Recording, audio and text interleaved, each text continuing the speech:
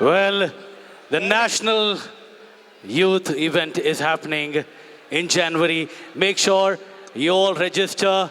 And we have the youth team here. Where's the youth team? Everyone's here.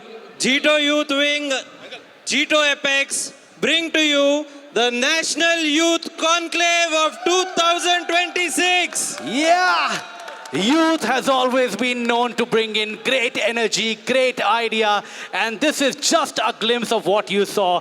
एक बस झलक है उस बात की जो वहाँ पर होने वाला है.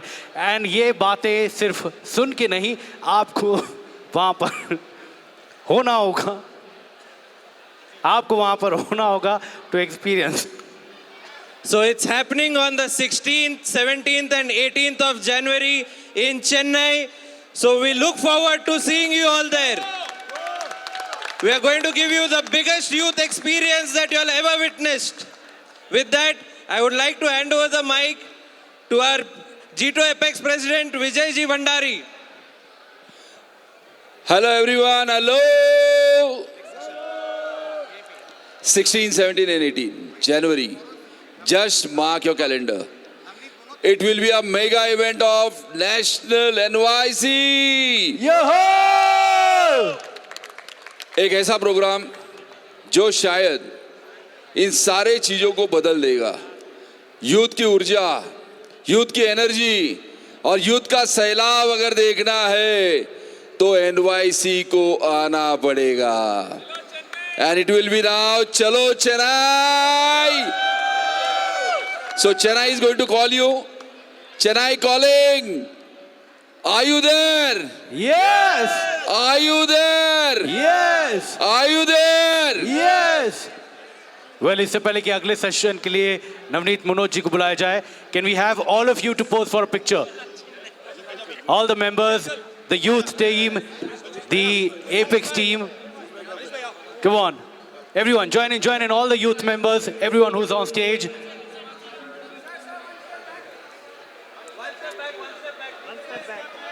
One step back, everyone facing the camera.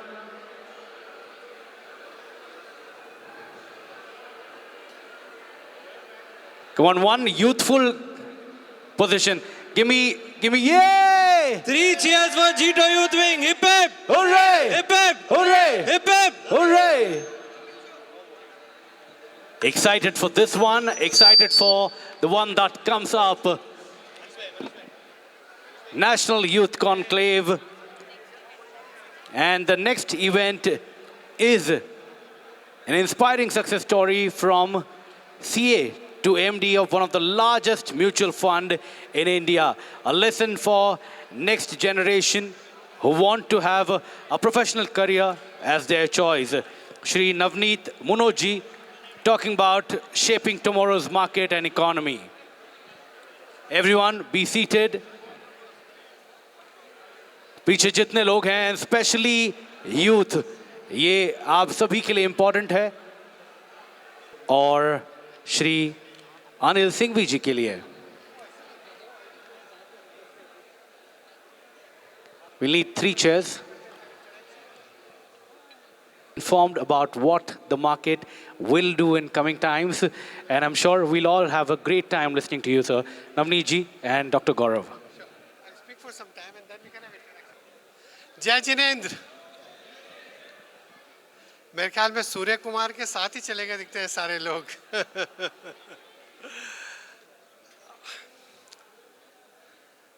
है समय नदी की धार जिसमें सब बह जाया करते हैं. है समय नदी की धार जिसमें सब बह जाया करते हैं. है समय बड़ा तूफान प्रबल पर्वत भी झुक जाया करते हैं. अक्सर दुनिया के लोग समय में चक्कर खाया करते हैं, लेकिन कुछ ऐसे होते हैं जो इतिहास बनाया करते हैं, इतिहास बनाया करते हैं.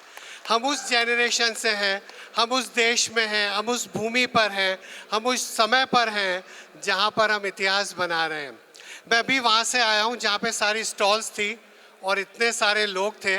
मुझे लग रहा था कि यहाँ का जो माहौल है, अगर डोनाल्ड ट्रंप ने देख लिया तो मेरे ख्याल में टैरिफ लगाने की जगह बोलेंगे भाई ये सबसे बड़ा मार्केट है, इसको यहाँ पे कहाँ छोड़ दें, ये बड़ा मार्केट है और ये बड़ा मार्केट होने वाला आने वाले समय में, तो यहाँ पर रहना ज़्यादा ज़रूरी है। आप एग्री करते हो या नहीं? और आपको लगता है हमारे पे कुछ भी फर्क पड़ेगा? कुछ भी नहीं होगा, बिकॉज यही समय है, सही समय है।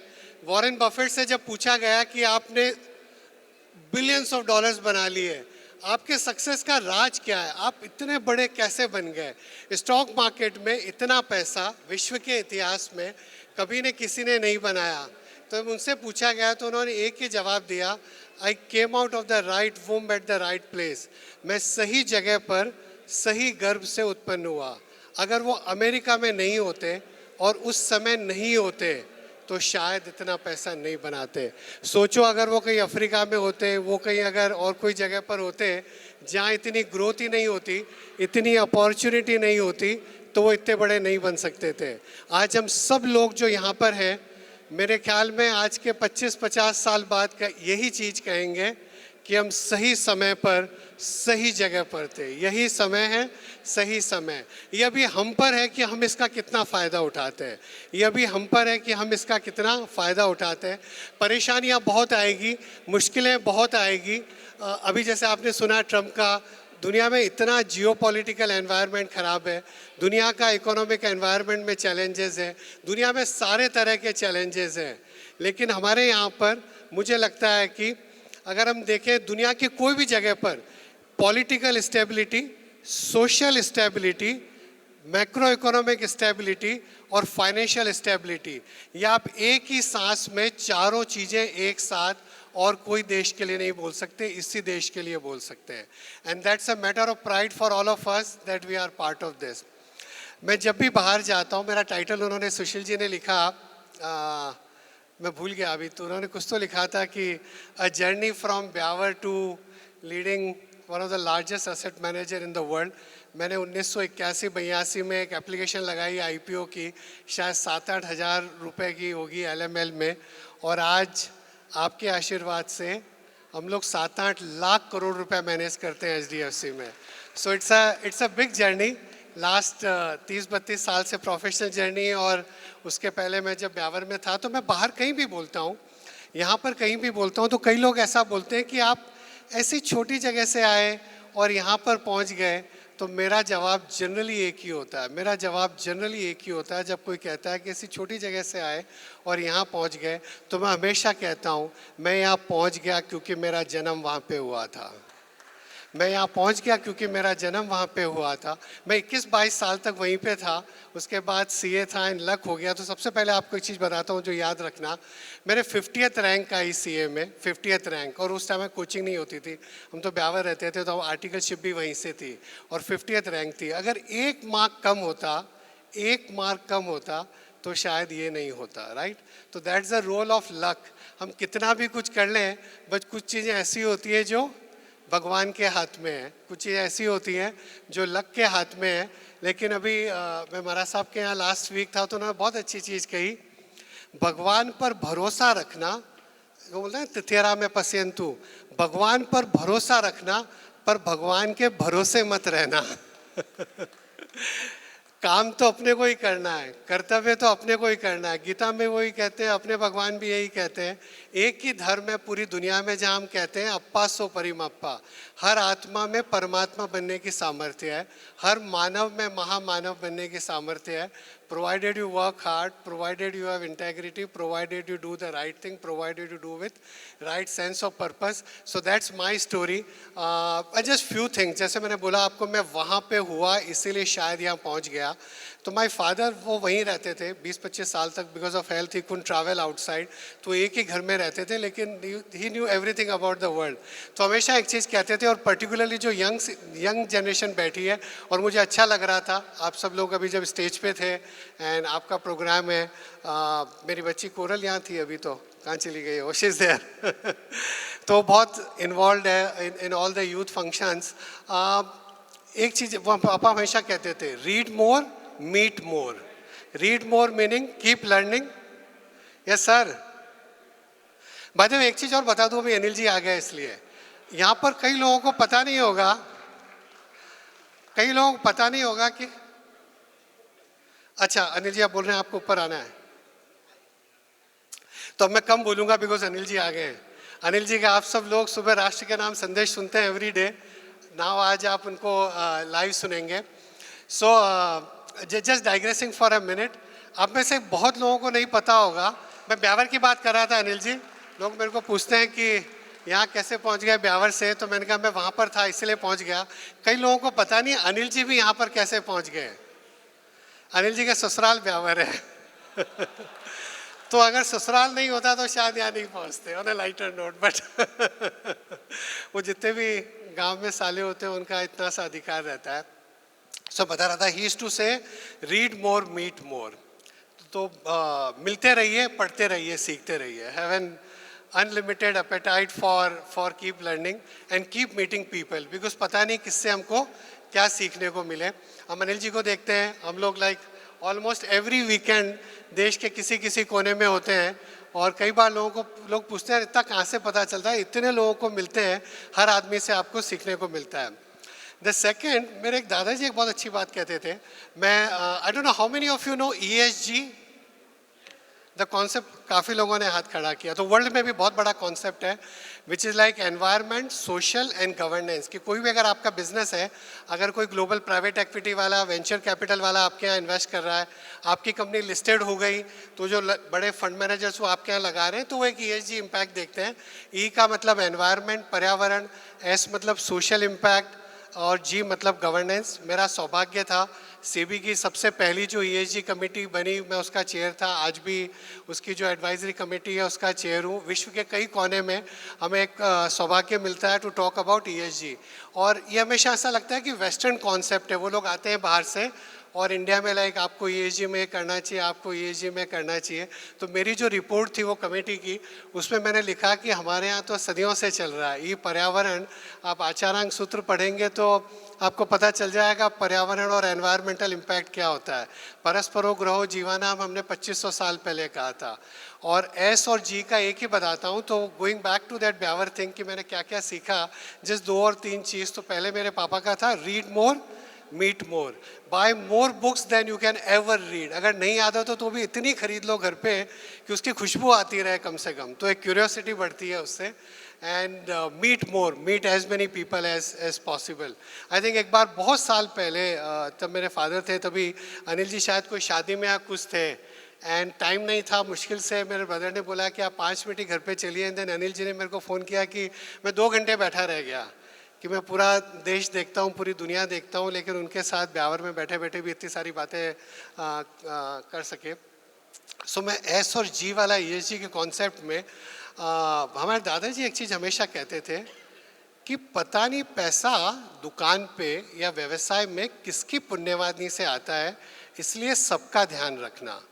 सो चाहे आपका चाय वाला है, वो पान वाला है, वो चाहे दुकान के मुनी में चौकीदार है, आपके काम करने वाले हैं, आपका वेंडर है, आपका कस्टमर है, सबका ध्यान रखना, किसी को शॉर्ट चेंज मत करना। बिकॉज वो एक लाइन यूज़ करते थे, बिकॉज पता नहीं है पैसा किसकी पुण्यवानी से आता है, अपनी पुण्यवानी से आता है कि उसकी पुण्यवानी से आता है। तो अगर उसको शॉर्ट चेंज किया तो अपने को नुकसान हो जाएगा।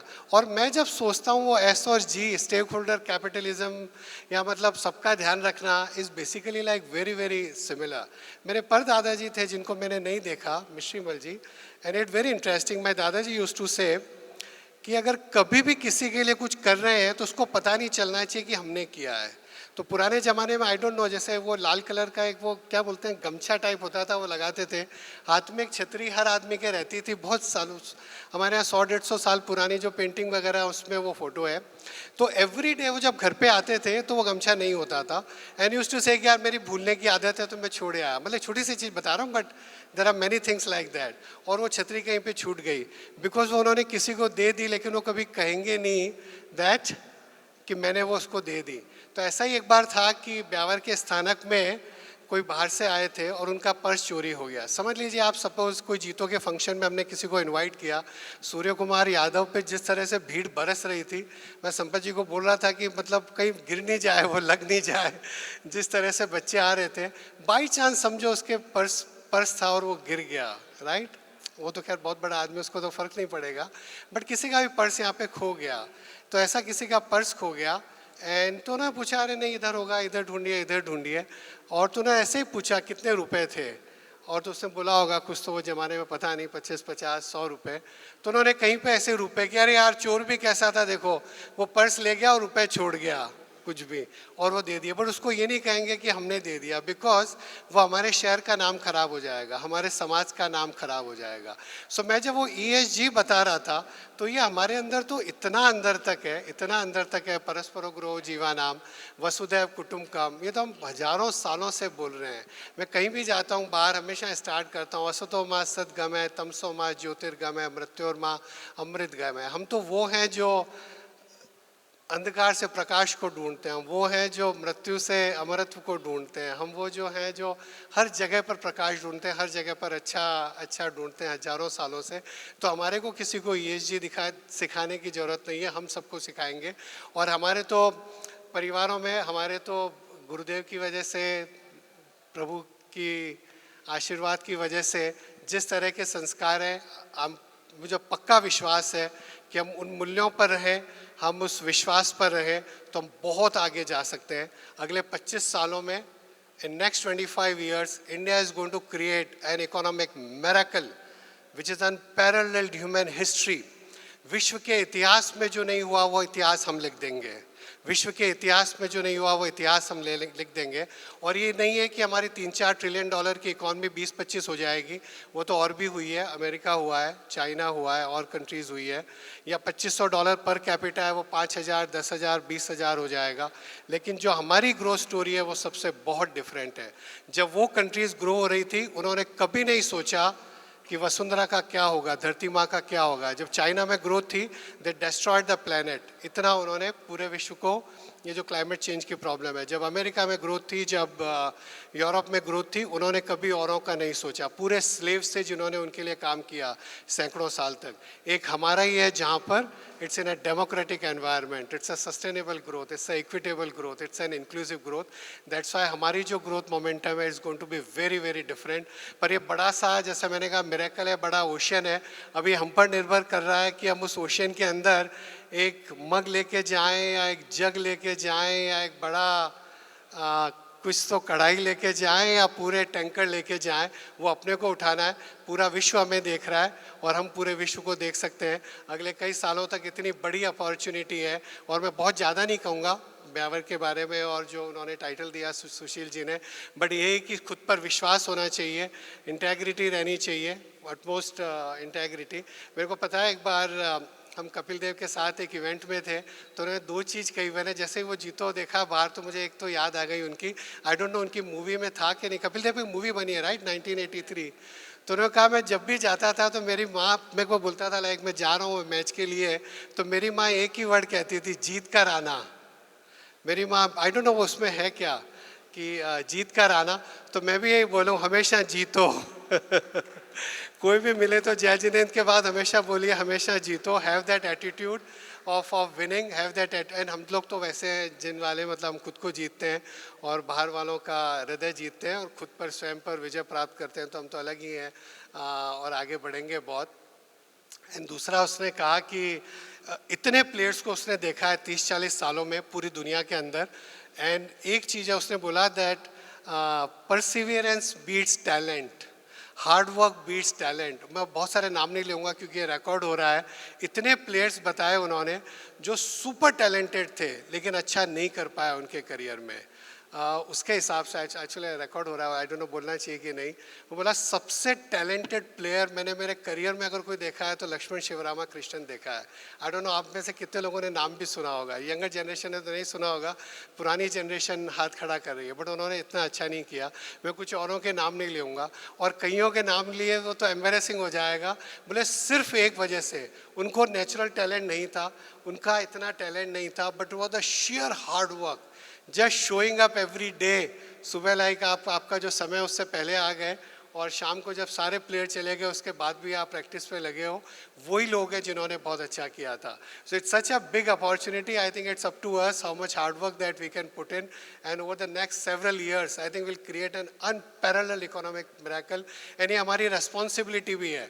हमारा तो जो business है म्यूचुअल फंड का, हम तो यही कहते हैं कि हमारा HDFC AMC का मिशन है to be the wealth creator for every Indian, to be the wealth creator every Indian. और आप जिस भी बिजनेस में जो भी काम कर रहे हैं, कंट्री के किसी कोने में है, बाहर कहीं पर भी है, कोई भी प्रोफेशन में है, कोई भी बिजनेस में है, एक ध्यान है, कोई ना कोई बड़ी प्रॉब्लम सॉल्व करनी चाहिए, कोई ना कोई बड़ा पर्पस होना चाहिए, बाकी अपने आप हो जाएगा. वो एक ओम शांति ओम में शाहरुख खान का बहुत फेमस डायलॉग है, अगर आप किसी चीज़ को बहुत शिद्दत से चाहते हो तो पूरी कायनात इकट्ठी हो जाएगी उसको मिलाने के लिए, लेकिन आप चाहो कोई ऐसी कोई चीज़ चाहो जो कायनात के लिए अच्छी नहीं है, आपके लिए है तो वो नहीं होएगी. कायनात तो तभी इकट्ठी होएगी जब वो पूरे विश्व के लिए अच्छी हो, तो automatically things will fall in place. हमारा HDFC AMC का है to be the wealth creator for every Indian, कि अगर इंडिया इतनी बड़ी इकोनॉमी बनेगी तो हम क्या कर सकते हैं, हम एक ही कर सकते हैं कि SIP के जरिए हर घर तक उसकी ग्रोथ पहुंच जाए, हर घर तक उसकी ग्रोथ पहुंच जाए. और जब अच्छे मिशन से करेंगे तो अपने आप अच्छा होता रहेगा. 2 साल पहले हमारे 65 लाख कस्टमर थे, पिछले 2 साल में हमने 65 लाख और इकट्ठे कर लिए, 65 लाख और 65 लाख. बिकॉज मिशन अगर सही होगा ना तो दूसरा हो जाएगा. दूसरा, बहुत एम्बिशन रखिए, आपकी जो भी आप जितना डिजर्व करते हो वो आप सोचते हो उससे बहुत बड़ा हो सकता है. अपॉर्चुनिटी इतनी बड़ी है, तो हमने हमारा विजन रखा है कंपनी का. आप मेरा कार्ड देखोगे तो उस पर लिखा हुआ है to be the most respected asset manager in the world, to be the most respected asset manager in the world. और आप किसी भी बिजनेस में हैं, किसी भी बिजनेस में वो रखिए कि I want to be the most respected.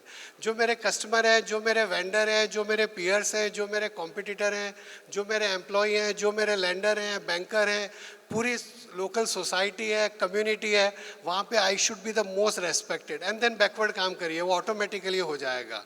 अगर एम्बिशन ही ऐसा है I want to be the most respected, बड़े तो आप अपने आप हो जाओगे. अपना तो परिवार का आशीर्वाद है, अपने में तो भगवान का आशीर्वाद है, गुरुदेव का आशीर्वाद है, इस भूमि का आशीर्वाद है. हम बड़े तो वैसे ही हो जाएंगे. और अगर कभी भी डर लगे कोई भी चीज़ से तो हमेशा ध्यान रखना, ये मत कहो प्रभु से मेरी मुश्किलें बड़ी है, ये मत कहो प्रभु से मेरी मुश्किलें बड़ी है, ये मुश्किलों से कह दो मेरा प्रभु बड़ा है. एंड अगर वो प्रभा अच्छा रहा कि मेरे को सबसे रेस्पेक्टेड बनना है, मेरे को सबसे अच्छा बनना है, things will fall in place, things will automatically happen. Universe का रूल है, वो ऑटोमेटिकली होता रहेगा. So we have the most, अभी दुनिया में इतनी बड़ी इकोनॉमीज़ है, मतलब US का 30-40 ट्रिलियन डॉलर का मार्केट है, हमारी तो पूरी इंडस्ट्री 800 बिलियन डॉलर की है इंडस्ट्री में. पर जिस तरह से ग्रोथ हो रही है और अगले 25 साल में हो रही है तो हम भी बड़े बन जाएंगे. लेकिन हमें लगता है कि बड़े बनना इतनी बड़ी चीज़ नहीं है. अगर न्यूयॉर्क जाएंगे आप, कभी अगर इंडोनेशिया जाओगे, कहीं ऑस्ट्रेलिया जाओगे या कहीं जाओगे और कोई आपको बोलेगा, अगर कोई भी तरीके से कि आप HDFC को जानते हैं, they are the most respected asset manager in the world, that will be a real satisfaction. 20-25 साल पहले हमारे ग्रुप का इतिहास देखोगे तो 48 साल पहले कोई मोर्टगेज का कॉन्सेप्ट ही नहीं था. HDFC was the first one. कोई लेंडर भी नहीं था, मतलब कोई कॉन्सेप्ट ही नहीं था. पर एक विचार था कि अगर एक मिडिल क्लास फैमिली भी अगर कोई है तो उसकी एक एस्पिरेशन होनी चाहिए कि घर खरीद सके. नहीं तो पहले ऐसा था कि रिटायरमेंट 20-30 साल कमाएंगे उसके बाद बनेगा. तो ST पारेख ने बोला दैट हर मिडिल क्लास का एक सपना होना चाहिए कि मैं घर बना सकूं while working, while earning, and then over a period of time हो जाएगा. बिकॉज वो विचार अच्छा था, बिकॉज वो पर्पज़ अच्छा था, तो 48 ग्रुप में today HDFC bank is among the top 10 banks in the world in terms of market cap, because वो पर्पस था उसके सेंटर में. तो इसलिए मैं आपको ही बोलूँगा वो पर्पस रखिए, एक डीप सेंस ऑफ पैशन रखिए. और हमारी तो जो इंडस्ट्री है, मैं हमेशा बोलता हूँ like we are the most noble profession in the world. कोई आदमी कहीं भी 1000 रुपये कहीं भागलपुर से लगा रही है, कोई लेडी विडो है वो विजयवाड़ा से पैसा लगा रही है, हम उसका पैसा मैनेज करते हैं। हम टीवी पे जितना भी डिस्कस करें, मैक्रो हो गया, मॉनेटरी पॉलिसी हो गई, बजट हो गया, सबसे पहले अनिल जी मेरे को बुलाते हैं, हम डिस्कस करते हैं। उस लेडी को कुछ पता नहीं है, उसको सिर्फ एक ही पता है कि मेरी बेटी की शादी हो जाएगी 20 साल बाद, मैं लिहाजा ये 1000 रुपया या 2000 लगा रही हूँ। तो 24 ही घंटे सुबह उठते आपको एक ही ध्यान रहना चाहिए कि यार मैं किसी और के लिए पैसा बनाना है, किसी और के लिए काम कर रहे हैं। And when we keep that, तो ऑटोमेटिकली थिंग्स, ये पता नहीं सिग्नल है क्या तो automatically things keep falling in place. There is a lot more to discuss. मैं तो यही हूँ, पर अनिल जी एंड दोनों लोग बैठे हैं, सो मैं थोड़ी देर बैठता हूँ and happy to take any questions. एक दो लाइन बोलता हूँ लाइफ के लिए हमेशा, और मेरे को लगता है कि जहाँ भी पहुँचे हैं इसी वजह से, विचार लो कि मरते हो न मृत्यु से डरो कभी, विचार लो कि मरते हो न मृत्यु से डरो कभी, मरो परंतु यों मरो कि याद तो करे सभी। हुई न यो सुमृत्यु तो व्रथा मरे व्रथा जिए, हुई न यो सुमृत्यु तो व्रथा मरे व्रथा जिए, मरा नहीं वही जो जिया ना आपके लिए। है पशु प्रवृत्ति यह है पशु प्रवृत्ति यह कि आप ही चरे, मनुष्य है वही जो मनुष्य के लिए मरे, जो मनुष्य के लिए मरे। और जितने भी लोग हैं जीतों में, जितने भी लोग हैं जो समाज की, जो राष्ट्र की, जो पूरे देश की सेवा कर रहे हैं, मैं उन सबको बहुत बहुत बधाई देता हूँ, बहुत बहुत धन्यवाद, बहुत बहुत साधुवाद देता हूँ। यही भूमि है, यही देश है जो धर्मों की माता है, यही देश है जो जगत गुरु था, यही देश है जो विश्व का सबसे धनाढ्य, सबसे प्रॉस्परस प्लेस था। और वापस होपफुली हमारी लाइफ में हम उसको वहीं पर वापस लेकर जाएंगे, हमारी लाइफ में हम उसको वहीं पर वापस लेके जाएंगे। मैं लास्ट में एक ही चीज़ कहूँगा, हमारे प्रधानमंत्री हमेशा कहते हैं सबका साथ, तीसरा सबका विश्वास, चौथा किसी को याद नहीं है। हमेशा लगता है सरकार यही करेगी, आधा टाइम तो हम इसी पे लगाते थे सरकार ने ये नहीं करा या ये करना चाहिए, उनको ज़्यादा पता है सबका प्रयास, आपको याद है, बिल्कुल सही। तो सबका प्रयास, ये 140 करोड़ लोगों का प्रयास है, और इसमें यहाँ पर जो बैठे हैं उनका तो बहुत ज़्यादा दायित्व है। एक हमारा ही समाज है जो हजारों सालों से, आपको पता है सेठ वर्ड कहाँ से आया?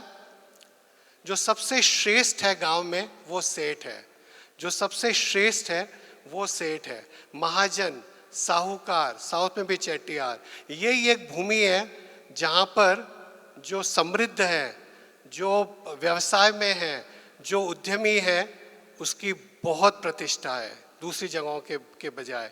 उसका कारण ये है क्योंकि वही समाज चलाता है, वही जॉब्स क्रिएट करता है, वही इकोनॉमी को चलाता है, वही अपना टैक्स भरता है, जिससे सरकार आपकी सुरक्षा देती है और जो बलहीन है उनका ध्यान रखती है। इसलिए we have always respected wealth creators. आप बहुत बड़े वेल्थ क्रिएटर्स बने, और जितने बड़े बनेंगे उतनी राष्ट्र की सेवा होएगी। कभी भी थकिए मत, कभी भी रुकिए मत, क्योंकि एक बहुत बड़ी जर्नी है।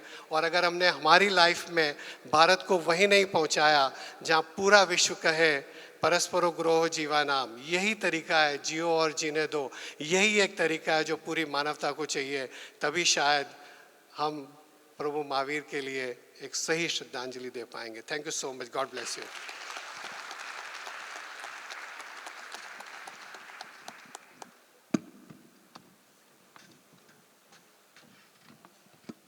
Thank you so much sir, बहुत बहुत धन्यवाद। और अहम बात है हमारे लिए और कि आप तीनों हमारे साथ हैं। Before we move on to the next session and next speaker, we have something special for you from a special team, Broker Association of Telangana. They're here and me, and they would love to thank you, felicitate you on this lovely occasion at Jito Connect 2025.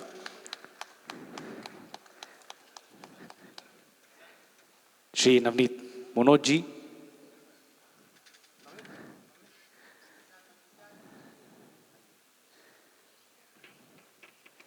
everyone join in the picture, please, please.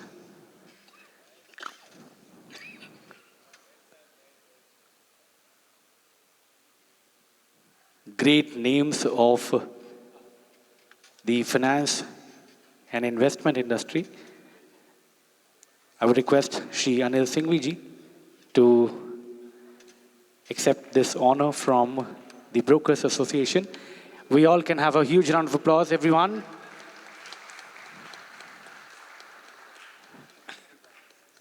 And now I would request Dr. Gaurav Kulkarni ji to accept this honor from the Brokers Association.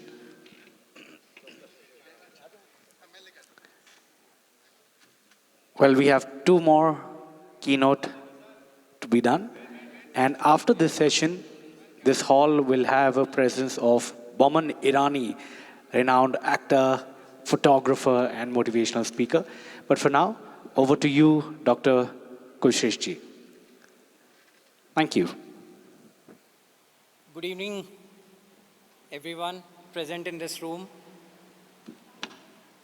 It's an honor to be on this dais with such amazing personalities, Navneet ji, Anil ji, and speaking on Indian economy in front of the man who is running one of the largest mutual fund and asset management company in the country and possibly in the world.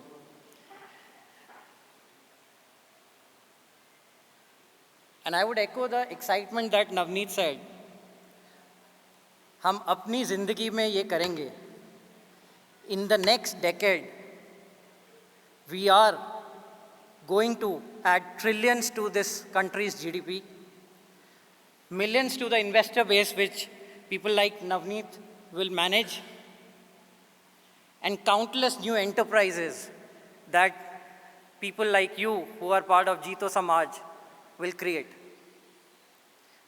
Navneet did mention Hamara GDP is about 4.2 trillion US dollars today.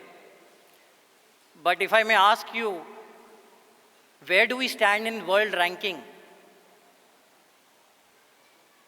Fourth. So what are the top three? Absolutely right. So there's this study done by ENY, which is projecting that somewhere between 2033 and 2035, we will hit $10 trillion of GDP on market price. But if you flip onto purchasing power parity, which is adjusted for the cost of living, we are much higher already. Even the tables turn when you look at the ranking. Germany becomes number 6, China becomes number 1, US becomes 2, and guess who's number 3? So we are already an emerging market which has become number 3 in global GDP ranking on purchasing power parity, and give it another 5 to 10 years, the so-called Donald Trump's comment on India's dead economy will overtake US in terms of GDP. Drawing parallels to China, I think Navneet mentioned a very important point that when they were growing, they destroyed the world. We will endeavor that we don't destroy the world, we conserve the world. But still, the growth path is clear. We are 2 decades behind China in terms of GDP per capita and also in terms of share of manufacturing in our GDP. There's a 5x difference that we can bridge in terms of GDP per capita and almost double the manufacturing contribution to our GDP. Historically, if you look at data from 1996 onwards, services has grown significantly. It is one of the biggest mainstay of our economy. It has shielded us from global downturns or shocks, yes. But going forward, increasing our manufacturing growth and capacity is the way where multiplier effect will be achieved. So in the next decade, to grow exponentially, manufacturing has to come up and contribute more. We are very, very stable today in terms of our macroeconomic parameters. About a decade back, we were part of Fragile Five. Today, we are a very stable macro economy. Our fiscal deficit is very reasonable and sound. In the worst of periods also, our government has shown commitment to maintaining fiscal deficit. The debt burden of Indian government as a percentage of GDP is also very reasonable. We are 83. We have economies like Japan, which are 250%, US 123%. So we have a very high potential to press pedal on growth by various means. Government has been consciously improving the mix of government expenditure. If you look at the chart on left side, from about 11% of capex contribution to our GDP, we have doubled it to 22%. How this has happened, if you look at the chart on the right, in the last 5 years, the growth of capex in government's expenditure has been almost 25%, whereas revenue expenditure has grown only by 9.5%. And we all know that capex has a higher multiplier. It will have a positive spillover in the economy, and that's what is driving our economy and making it the next big power. In terms of FDI inflow, gross FDI inflows have been very, very robust and growing. There was a slight dip around when we were coming out of COVID, but we have again regained the $81 billion per year mark. On net, we have not done so well in the last couple of years, and that's largely because of two factors. One, our markets have done very well, so MNCs have repatriated more money outside, which is lowering the net FDI. And the second point is that we as a country, as business owners, as corporates, our corporates have become MNCs. We are going and investing outside in other countries, purchasing companies, doing M&As and bigger transactions. And that also leads to net FDI being lower. Our banking system is very robust now. If you look at GNPAs, they have declined substantially and even converged between private and public sector banks, right? So there is no divergence between public and private sector banks today in terms of NPAs. They are all doing the best possible credit management that one can think of globally. Credit deposit ratio is about 77%. Somebody would say that this is much higher than average, but if you remove the part prior to May 2005, or let's say 2005, the average is between 70 and 80, and that is where we are. So there is enough room to orderly growth of credit in the economy, and banking sector will ensure that all new businesses that are coming up are given adequate capital to grow. In fact, in the RBI policy, which was recently announced, there have been a slew of measures to promote credit growth. In fact, our capital ratios of the banks are also very reasonable at 17%, so we are very well capitalized. Our economic strength or strength of our corporates is also going up. After a almost decade of flattish, ROEs, about 10, 12, 13%, we have finally started going back up again on ROEs, which is where our premium market valuations can get justified. If this 15% can actually start moving to 17, 18, 20%, then the valuation premium that Indian markets experience can be really justified. Our gearing on debt of listed large corporates is also very reasonable today.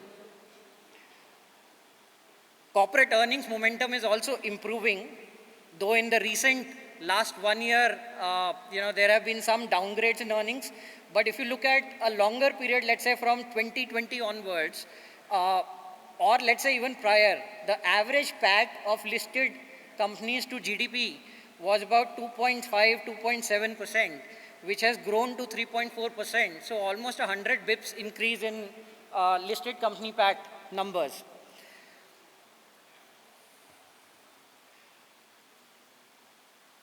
Our earnings growth in Nifty companies has actually beaten the nominal GDP growth in the last 5 years by almost 5%. So almost a 1.5x translation from a nominal GDP growth to corporate earnings or EPS growth of large companies, and this is very, very positive for our economy.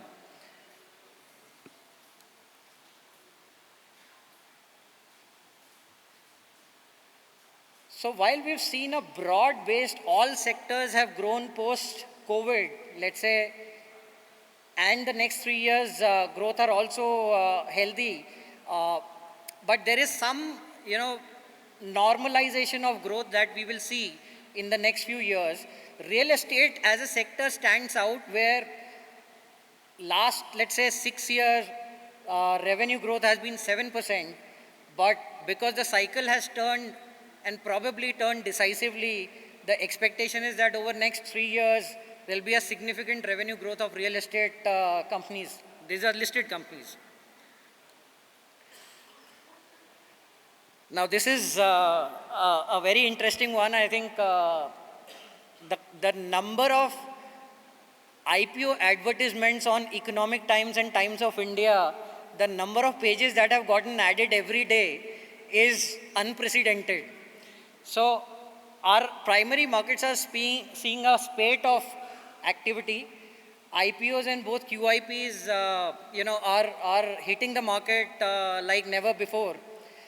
One cause of concern or point to watch out for is that in many of these IPOs, the share of OFS, which is existing shareholders divesting their stake, and versus, let's say, the company raising fresh funds for growth, is something that needs to be watched out for.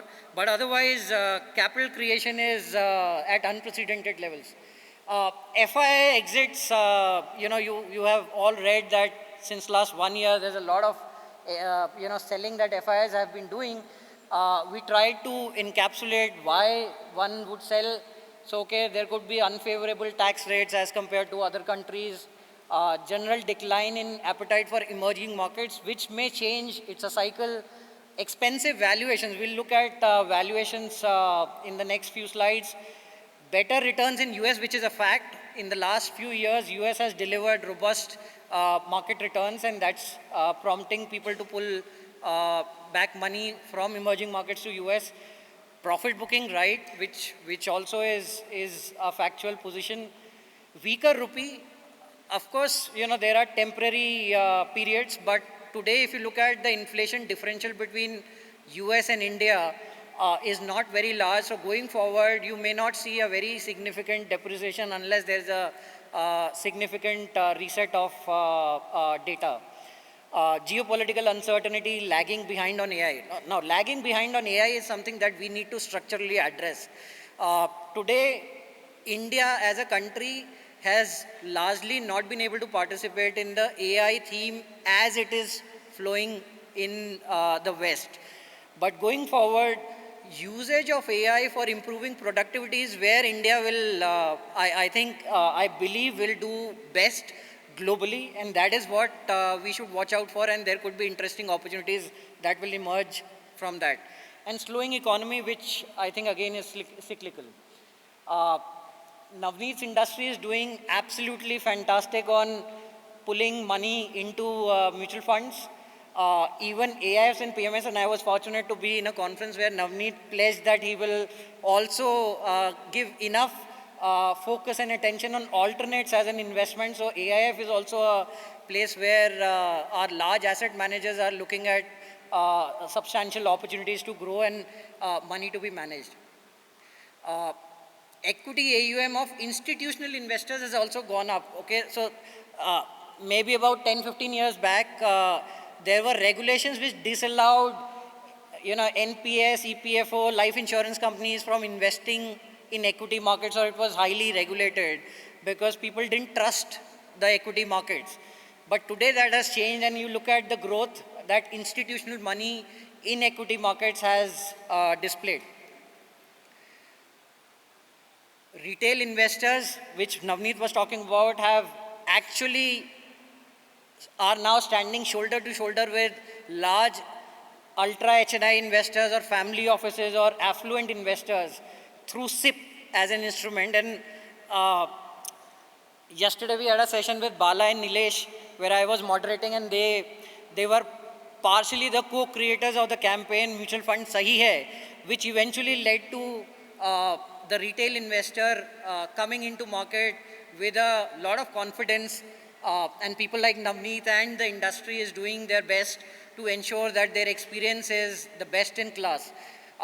So you look at the SIP contribution that has gone up from almost $0.5 billion to about $3.5 billion now.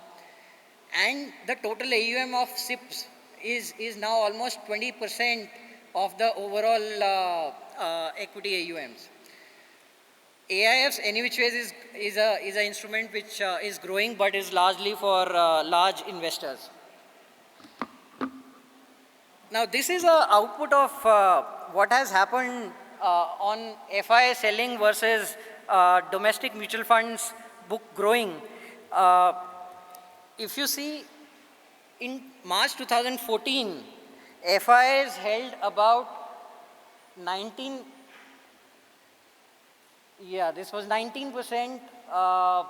in Indian equity markets, and DIs held about 10%, but this has reversed now. In June 25 data, we have surpassed the FI holding of Indian equity markets. Yeah, so now we talked about valuations being high, which is probably what is prompting FIs to exit Indian markets. Of course, if you look at from the traditional metrics, valuations are high. IFL covers about 304 stocks in its coverage. Almost 2/3 of them are trading higher than 25 times, which is any which way higher than the market PE multiple. Even the revered Warren Buffett indicator, which is market cap as a percentage of GDP, we are much higher as compared to the history. So one can say that valuations are high. If we look at the context of other emerging markets and developed market countries, India, again, 10-year average is 18.3 in terms of PE multiple. Currently, we are about, give or take, 20.5 or 21 in terms of 1 year forward PE multiples, which is about 12% premium to our history, our historical long period average. Now, there are other emerging markets like Brazil, Turkey, South Africa, Philippines, Indonesia, Malaysia. These are available at discount to their historical average PE multiples, and that may be one of the reasons why an FI sitting outside the country may be saying, okay, let me book profits in India and buy some into these markets. Even though India is one of the most deepest emerging market and other markets may not be that well in terms of depth or governance, but from a for-profit trading FI, this may seem to be a tactical opportunity, and which is what it may be. Nifty PE multiple, as we just saw, is about 1 standard deviation above our long period mean. But if you look at some different parameters, and one of the parameters is that we talked about, let's say, global emerging market funds, which I was mentioning that they may have booked profits in India and gone to other emerging markets.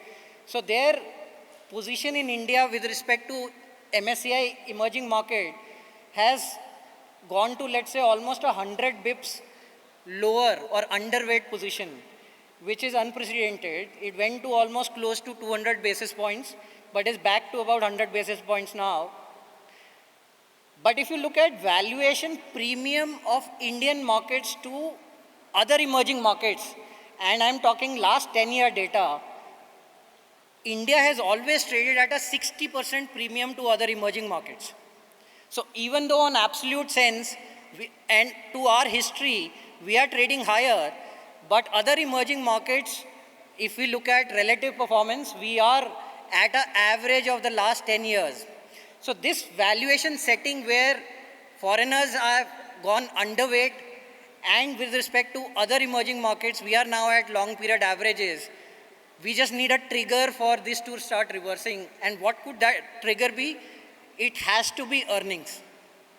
So somehow if we are able to manage our earnings growth, we will see a reversal in equity markets. Now to sum it up, I would just talk about some of the themes that we believe are the next decadal stories and would see enough opportunities getting created in these themes. By no means these are exhaustive. These are something that we believe are probably one of the best, but there could be others as well. So wealth management and asset management, which is where me and Navneet represent, I think is a very interesting story. So as incomes have risen, financial literacy has improved, and Indian households are steadily moving away from gold and fixed deposits towards equities. This will be a multi-decadal story in our view. The numbers keep on coming out in terms of higher demat accounts, SIP growth, everything, and we've seen that this story is beautifully playing out, but there's a long runway ahead for us. Beauty and personal care, there are some very big brands that have gotten created out of that. Again, rising disposable incomes, as we've seen GDP per capita growing beyond 2,500 now, there'll be enough traction in lifestyle and aspirations that our masses or our middle class will have, and that will create a lot of opportunities for beauty and personal care. Similarly, for luxury cars, rising affluence, you see cars which are high-end SUVs are getting sold faster, newer models are getting sold faster. Premium housing, if you launch a low-cost housing, you are struggling to sell it, but developers launching premium housing are selling in record 1 hour, the whole inventory gets wiped off. Semiconductors is something that our government has started to focus on, and rightly so. This is something that will be the building block of the future, and hence we believe that there will be enough opportunities that will get created in this sector. Defense and aerospace, we are working very closely with some of the people who are working in defense and aerospace. This is something that is of strategic importance, especially in a conflict-ridden zone that we are in. If you look at our whole map, every country surrounding India is into some kind of other conflict, and Operation Sindoor or the Ukraine-Russia war has displayed that the wars of tomorrow will not be fought by tanks and aeroplanes, but will be fought by laser-guided ammunition, loitering ammunition, unmanned aerial vehicles. So aerospace and defense and satellite technology will be one of the key areas. EVs and batteries, that is something that is already in motion, and fintech. So we've had a very great tech stack which has been implemented, which is aiding a lot of e-commerce and quick commerce growth, and I think that will continue to accelerate further and further. That's all from our side. Thank you so much for being a patient listener. And now, may I request Shri Anil Singhvi ji. A lot of us follow you ardently. With the ease that you slip the message in, Shri Anil Singhvi ji.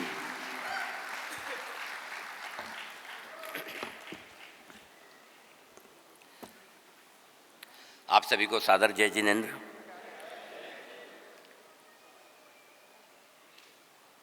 Saturday को जीतो के programme में बाहर हैदराबाद के अच्छे मौसम में एक दूसरे से मिलने, हाई टी का आनंद लेने, इन सब के बजाय आप ये सब क्या कर रहे हैं, यहाँ क्यों बैठे हैं? या तो पैसे लगाए हैं वो फंसे हुए हैं, या पैसे कमाने की इच्छा अभी तक कम नहीं हुई है।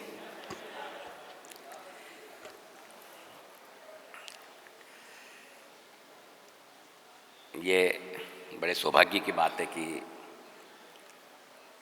हमारे साधार्मिक जैन भाइयों के सबसे बड़े ऑर्गेनाइजेशन जीतो के मंच पर आप सब लोगों से लगातार बातचीत करने का मौका मिलता है।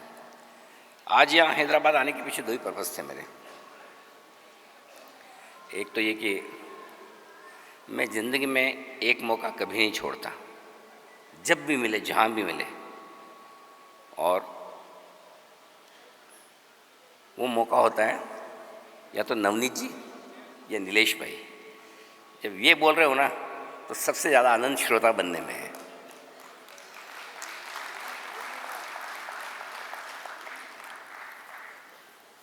मैं स्मार्ट तो हूँ ही, आप जानते हैं। फिर नवजीत जी को सुनने के बाद, नीलेश भाई को सुनने के बाद मैं रिसाइकलिंग का भी मास्टर मोदी जी से काफ़ी कुछ सीखा है मैंने। उनकी अच्छी सी पैकेजिंग मार्केटिंग करके फिर हम आपके सामने रख देते हैं। तो नवनीत जी के बाद मार्केट के बारे में बोलना ज़रूरी नहीं है। गौरव जी ने भी बहुत अच्छा प्रेजेंटेशन दिया है। तो पहला तो काम हो गया, नवनीत जी को सुनने आया, मैंने सुन लिया। दूसरा काम बाकी है, और दूसरा काम ये है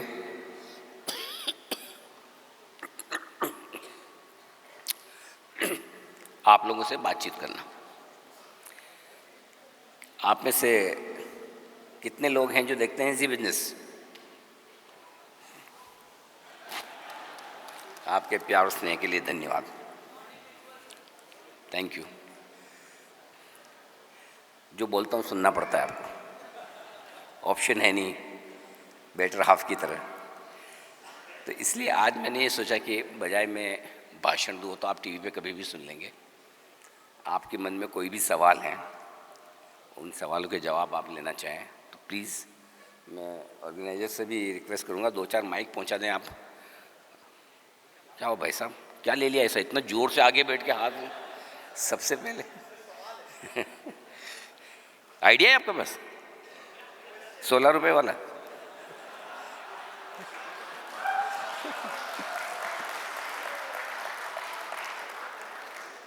माइक पहुँचाइए आगे जरा, है माइक सही, ये ले जाइए। ये एक वहाँ भी है। Business, market, economy, stocks, sectors, mutual funds, इनसे जुड़े हुए किसी भी सवाल का तो जवाब दूंगा ही। लेकिन आपको लगे कि कोई और सवाल भी आपको लगता है जिसका मैं अच्छे से जवाब दे सकता हूँ, वो आप पूछ सकते हैं। हमारे मित्र हैं संपत जी आगे बैठे हुए हैं। ऑफिस की कोई प्रॉब्लम हो, घर पे भाभी जी बात ना माने, बच्चे ना सुने, किसी भी तरह के कोई सवाल हो, जवाब आपको मिल जाएंगे। आज थोड़ी सी मेरी तबीयत नरम है, सुबह से मैं सोया हुई था, बड़ी मुश्किल से हिम्मत करके उठ के आया हूँ। थोड़ा कोल्ड कफ और फीवर है, तो मैं कोशिश करता हूँ कि जल्दी जल्दी आपके थोड़े सवाल लूँ। जी माइक दीजिए जरा भाई साहब को आगे। अगर हेलो, माफ़ कीजिएगा, गौरव जी बैठे हैं, नवनीत जी बैठे हैं, आप उनसे भी अगर कोई सवाल करना चाहें प्लीज़। जी सर, क्वेश्चन इज, अभी इतने सारे आईपीओज आ रहे हैं और बड़े बड़े कंपनीज आ रही हैं और अमाउंट्स रेज कर रही हैं कैपिटल मार्केट्स में। कहीं ना कहीं ये सोर्स जो है फंड्स का वो लिमिटेड है। अब अगर इन्वेस्टर्स का पैसा इन नई शेयर्स में जाता जाएगा, या उससे जो फ्लो पुराने शेयर्स की तरफ होना चाहिए था, मान लीजिए रिलायंस या डी मार्ट या ऐसे शेयर्स में जो पैसा जाना चाहिए था, अब वो NSDL में जा रहा है, मान लीजिए, या आगे टाटा सन्स आ रहा है, इसमें जाने लग जाएगा, तो पुराने शेयर्स कैसे बढ़ेंगे? दूसरा, वो बढ़ेंगे नहीं तो सेंसेक्स का परफॉर्मेंस कहीं ना कहीं इस वजह से तो हैम्पर नहीं होगा, क्योंकि कंपटीशन शेयर मार्केट में बढ़ता जा रहा है फंडिंग को लेकर। तो आपकी प्रॉब्लम ये कि बहुत सारे आईपीओ आ रहे हैं ना, आईपीओ में जो पैसा जा रहा है उस वजह से स्टॉक मार्केट नहीं चल रहा, राइट? देखिए, एक ज़माना था रिंग के वक्त, आज से 30 साल 25 साल पहले 2 घंटे की ट्रेडिंग होती थी, 15-15 दिनों का सेटलमेंट होता था, कई बार 2-2 सेटलमेंट मर्ज हो जाते थे, बैड डिलीवरी, ये वो बहुत सारी प्रॉब्लम होती थी। आज T+0 हो गया। जितने लिक्विड मार्केट हैं और जितने ज़्यादा आईपीओज और कंपनीज लिस्ट होती है वो मार्केट की हेल्थ के लिए अच्छा है। आज आपके 2 करोड़ थोड़ी है डीमेट अकाउंट, 20 करोड़ है। आज 28,000 करोड़ रुपए मंथली एसआईपी आता है। तो बाज़ार की साइज़ भी तो देखिए। अभी ये थोड़ी हो सकता है कि 1990 में 5 आईपीओ आते थे साल में, 10 आईपीओ आते थे, तो 2025 में भी 10 ही आएंगे। समय के साथ मार्केट जितना बड़ा हुआ है, नंबर ऑफ इन्वेस्टर्स बढ़ गए, पैसा उतना मार्केट में आ रहा है, इसलिए चिंता मत कीजिए। और दूसरी एक बात बहुत साफ है, मार्केट में हमेशा अगर किसी चीज़ में पैसा बनना है, कोई क्वालिटी आईपीओ, कोई क्वालिटी कंपनी है, तो उसको पैसा मिल ही जाएगा। आपको ये नहीं सोचना है कि कितने आ रहे हैं, आपको ये सोचना है कि मुझे किस में लगाना है, कौन सा आईपीओ मुझे छोड़ देना है और कौन सा आईपीओ मुझे लगाना है, बस उतना ही आपको ध्यान में रखना है। तो और एक चीज़ और है, हर चीज़ का एक समय होता है। कई बार ये होता है कि आईपीओ बिल्कुल नहीं आते हैं, कई बार बहुत सारे आते हैं। जब ज़्यादा आ रहे हों तब आप क्वालिटी को लेकर थोड़ा सा कॉन्शियस हो जाए। फॉर एग्ज़ाम्पल, अगर अभी आपको लगाना है तो मैं आपको बता दूं, टाटा कैपिटल मंडे है, खुल रहा है, एलजी खुल रहा है, आप इन दोनों आईपीओ में पैसा लगाइए। जो अच्छी कंपनियां हैं, बड़ी कंपनियां हैं, जहां पर क्वालिटी मैनेजमेंट है, अच्छी लीडरशिप है, वहाँ पैसा लगाइए। सो आपको थोड़ा सा सेलेक्टिव होना पड़ेगा। बाकी इस बात की चिंता मत कीजिए, अगर बाज़ार बढ़ेगा तो पेपर भी आएगा, सप्लाई भी आएगी, लोग बेचेंगे भी, और बढ़ते हुए बाज़ार में ही प्रमोटर बेच पाते हैं, घटते हुए बाज़ार में कभी नहीं। तो इसलिए उसमें चिंता करने की ज़रूरत नहीं। जी sir, can I ask to anyone? जी मैं किसी से भी सवाल अरे आपकी जो मर्जी, इधर से भी पूछो किसी से। सर, क्वेश्चन ये था कि SIF as a new category, SIF as a new category, SIF yes, market में आ रही है, तो उस हिसाब से when are we considering HDFC AMC to launch SIFs, और आपका क्या मानना है? क्योंकि कल नीलेश सर ने बताया कि फ्यूचर एंड ऑप्शंस जो स्ट्रैटेजी है वो ट्रेडिंग में ज़्यादा पैसा बनता नहीं है लोगों का, तो उसमें आपका क्या ओपिनियन है? एक्चुअली हमने तो स्पॉन्सरशिप दिया नहीं, लेकिन आपने सवाल पूछ लिया। अब तो सारी प्रोडक्ट रेंज बताऊंगा आपको मैं। अब तो म्यूचुअल फंड भी बताऊंगा, SIF भी बताऊंगा, PMS भी बताऊंगा, AIF भी बताऊंगा सारे। But on a more serious note we can discuss, I am here only. Anil ji को बहुत सीवियर फीवर है, सुबह से बहुत तबीयत ख़राब है, एंटीबायोटिक और डोलो लेकर के आए हैं और आपके सामने खड़े हैं। तो मेरी ऐसी इच्छा है, मैं तो यहीं पे हूँ, मैं तो शाम को भी हूँ, सुबह फर्स्ट फ्लोर, शाम को फर्स्ट फ्लोर पे इवेंट है, मैं वहाँ पे भी हूँ, मैं आपसे बात कर लूँगा SIF की। एक नई कैटेगरी बन रही है, over a period of time evolve होएगी। बट मेरा ऐसा मानना है कि जब अनिल जी खड़े हैं तो हम सब लोग अनिल जी से ही बात करें। अरे थैंक यू। मेरा सवाल इसी से रिलेटेड था। रोज़ सुबह आपके दर्शन होते हैं सर जी। मेरे हस्बैंड और मेरे पापा और मेरे परिवार वाले सब आपको सुबह सुबह उठ के शुरू हो जाते हैं। एंड अभी मैं आपको देख रही हूँ, आपकी इतनी तबीयत ख़राब है फिर भी आप यहाँ फुल जोश से खड़े हैं। So what is it that drives your passion? You relentlessly working, waking up every day in the morning, you have more than, it looks like 24 hours in a day. What drives you? So the simple thing is like, my philosophy is very clear. Do what you love what you do. So if you're doing something which is really close to your heart, हम पहले कई बार commentary में सुनते थे कि जब तेंदुलकर साहब century मार के आते थे, इंडिया जीतता था, I was really enjoying my game. मैं बोला ये भाई ठीक है, एन्जॉइंग माई गेम। उधर 100 करोड़ इंडियंस हर बॉल पे उसको एडवाइस देते हैं तेंदुलकर को, अरे यार ये ऑफ स्टम्प के बाहर की बॉल छोड़ देनी चाहिए थी, इधर अरे उधर मारना था। वो तेंदुलकर है, ग्राउंड के बीच में है, लेकिन फिर भी हम उसको राय देते हैं। बाद में सेंचुरी मारने के बाद वो कहते हैं कि I was enjoying my natural game. मैं सोचता था यार इस आदमी के ऊपर कितनी एक्सपेक्टेशन का बोझ है। हर इंडियन चाहता है कि ये सेंचुरी मारे, हर बॉल पे चाहता है कि 4 लगे, 6 लगे। आप इस प्रेशर को झेले हुए कैसे? हम भी जब रोज़ सुबह 8 बजे पेपर लिखते हैं, एग्ज़ाम होता है हमारा, आज मार्केट ऐसा रहेगा, 3:30 बजे हमारा रिजल्ट आ जाता है, राइट? अनिल जी ने सुबह ये बोला था, ये तो उल्टा हो गया। होता है, कई बार होता है। लेकिन आप जो काम कर रहे हैं अगर आप उसे एंजॉय करें तो आपको प्रेशर फील नहीं होगा, पहली चीज़। और दूसरी चीज़, हर दिन आपको कुछ न कुछ सीखने को मिलता है।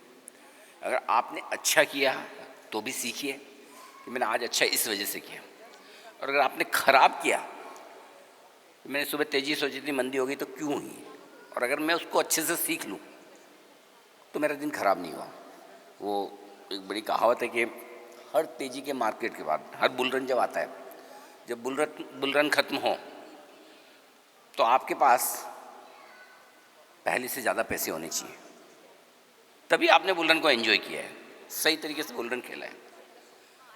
और जब बेयर मार्केट, मंदी का बाज़ार हो और मंदी का बाज़ार जब ख़त्म हो तो आपके पास पहले से ज़्यादा अक्ल, ज्ञान होना चाहिए। अगर दोनों नहीं कमाए तो फिर ज़िंदगी व्यर्थ है। इसलिए मेरा जितने यंगस्टर्स हैं सबको यही कहना है, जो करो यार पेशेंस से करो, और कुछ करना है अलग करना है, हट के करना है। अब वो कीड़े मकोड़े वाली लाइफ नहीं जीनी, राइट। और ईश्वर ने आप में, हमें, हमको तो एक्चुअली ईश्वर ने जेन ही बना के भेजा है। एक तो हमको वैसे ही दूसरों से थोड़ा सा सुपीरियर कर दिया, दिमाग के मामले में, अकल के मामले में, बिजनेस के मामले में हमारी समझ बहुत बेहतर है। हम नहीं करेंगे तो कौन करेगा। सो इसलिए प्लीज़ फॉलो योर पैशन, जो भी करें पूरे मन से करें, पैशन से करें। हेलो हेलो सर, मेरा सवाल है। अच्छा जी, मेरा सवाल है, मैं आपसे मिलना चाहती थी फर्स्ट तो।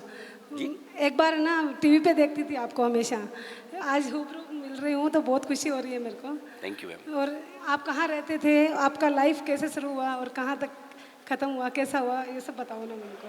मतलब ख़त्म नहीं हुआ और आगे बढ़ेंगे, मतलब जैसे अभी तक यहाँ तक पहुँचे तो कैसे पहुँचे। मेरे बच्चे को शेयर मार्केट की पढ़ाई करी है। मैं सुन नहीं पाया एक्चुअली, इधर इको साउंड। हेलो, इधर इको आ रहा है, क्या क्या क्या बोले? क्यों शेयर मार्केट की? मेरा बच्चा बनना चाहता है आपके। हेलो, हाँ। She wants to know your journey. Yeah. Till now, till date. मेरा बच्चा भी आपके साथ काम करना चाहता है, तो इसलिए मेरे को भी कुछ ऐसा टिप्स बताओ कि भाई कर सकता है मेरा बच्चा काम।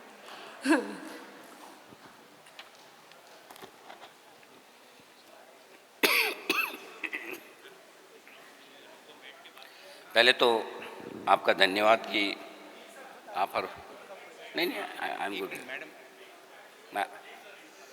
नहीं आई am more comfortable standing here. या सो सबसे पहली चीज़ मैं आपको ये कहना चाहता हूँ कि आपको अपने बच्चे को क्यों कोई अनिल सिंह भी बनाना है। हर एक की एक अपनी यूनिक स्टाइल होती है, एक अलग तरीका होता है। मैं जब 1993 में ग्रेजुएशन करने के बाद, नहीं 89 में ग्रेजुएशन करने के बाद मुंबई आया तो हमारी लाइफ की सबसे बड़ी प्रॉब्लम एक ही थी, और थी अंग्रेज़ी। इंग्लिश नहीं आती थी, लिख लेते थे, बोल नहीं पाते थे। बोलते ही सामने कोई एकदम, और उसमें कोई ऐसी लड़की आ जाए फर्राटेदार इंग्लिश बोलने वाली, तो भाई साहब समझ लो उस दिन तो नींद आनी नहीं है। इतना इन्फिनिटी कॉम्प्लेक्स कि यार इस धरती पे आए क्यों। हमको लगता था कि हमें हिंदी, इंग्लिश नहीं आती, हमें हिंदी आती है, और हिंदी हमारी वीकनेस है। कमज़ोरी हिंदी नहीं है, हिंदी तो ताकत है, और हिंदी आती थी इसीलिए तो आज आपके सामने खड़ा हूँ, राइट। तो मेरा ये कहना है, कभी भी किसी बच्चे को कोई आइडियल बनाना बहुत अच्छी बात है। इस उम्र में कितना बेटा है आपका, बड़ा कितना बड़ा है बेटा? 23 साल का। क्या होता है कि ये 10-12 साल से 25-30 साल की उम्र के जो बच्चे होते हैं, इनके हर 6 महीने में गोल बदल जाते हैं किसी दिन उनको कोहली बनना होता है, किसी दिन सूर्य कुमार यादव, और किसी दिन उसको फिर वैभव सूर्यवंशी बनना है, कभी उनको वरुण धवन बनना है, कभी कुछ और बनना है। आपको क्या करना है? आपको अपने बच्चे की क्वालिटी पहचाननी है, उसका इंटरेस्ट पहचानना है। अगर वाकई में उसका इंटरेस्ट है, आपका नहीं, उसका इंटरेस्ट है, इस फील्ड में काम करना है,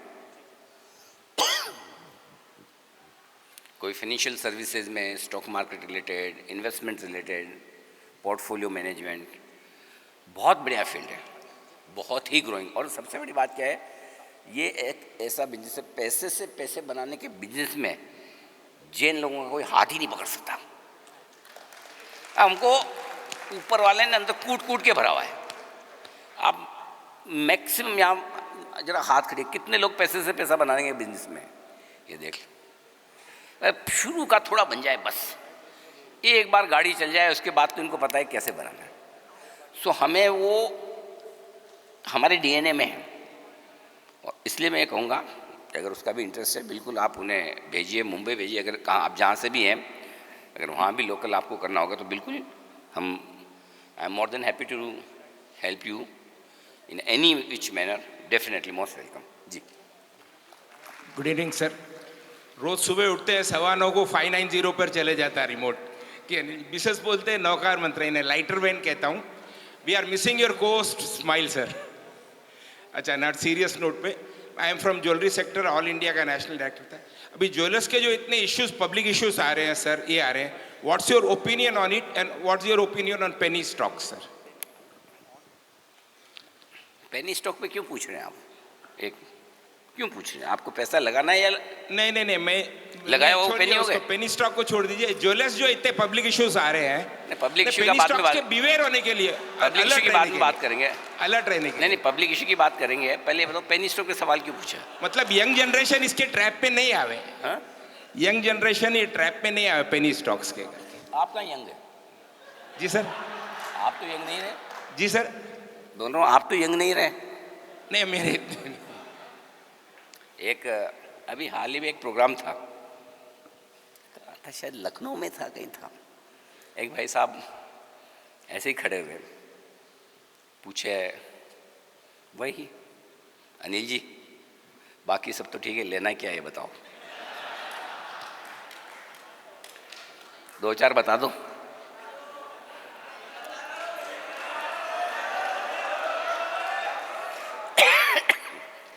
मैंने कहा भाई मैं बता तो दूंगा, आज तो हैदराबाद आया हूँ, वापस जीतोगे नहीं हैदराबाद में कब होगा पता नहीं, टीवी पे स्टॉक नहीं चला तो रोज़ आप ये मुझे भला बुरा कहेंगे, किसी दिन ज़्यादा गिर गया आइडिया की तरह तो टीवी फोड़ देंगे। फिर उन्होंने मैंने बोला, फिर भी मैंने कहा कि भाई LNT ले लो, ये ले लो, वो ले लो, 3-4 स्टॉक मैंने उनको बता दिए। ये सुनने के लिए थोड़ी आए इधर, ये तो हमको ही पता, हम बता दें आपको। मैंने कहा तो फिर जानना क्या चाहते हैं? तो कोई पेनी स्टॉक बताओ जिसमें पैसा लगाएं। मैंने उनको पूरे भरोसे के साथ, पूरे आश्वासन के साथ ये कहा, मैंने कहा भाई साहब गारंटी देता हूँ मैं, जिस तरह से आपने पूरी शिद्दत से सवाल पूछा, आप ले लो 5 स्टॉक कोई भी, वो पेनी स्टॉक हो जाएंगे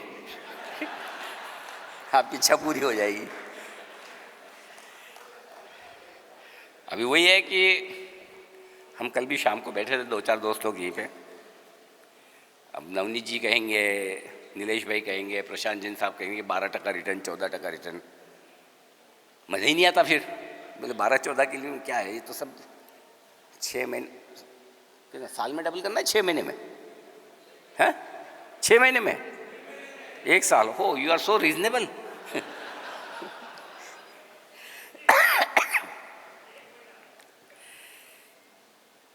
मेरा पॉइंट सिंपल है, मुझे मुंबई से लोनावाला जाना है,